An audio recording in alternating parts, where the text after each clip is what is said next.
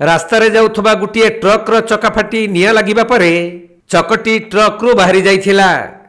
तेणु ट्रक्रे निया लगी नथिबा बेले रास्ता मझिरे टायरटी हुतु हुतु होई जलिथिला।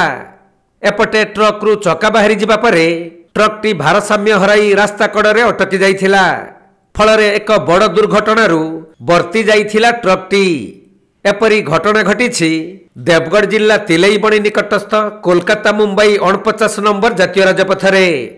झारसुगुड़ारू सिमेंट बुझाई करी एक ट्रक केन्दुझर को जाउथबा बेले तिलैबणी निकटरे ट्रक्र पछपट चका फाटी जाई हठात सेथिरे निया लगी जाइथिला। हेले निया लागिबा परे ट्रक्रू दुईटी चका बाहरी जिबारू भयंकर अग्निकांडरू बर्ती जाइथिला ट्रकटी।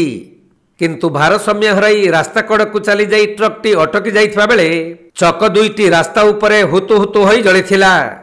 तेणु किछि समय धरी सही रास्तारे यातायात करुथबा गाड़ी चलाचल बाधाप्राप्त होइथिला।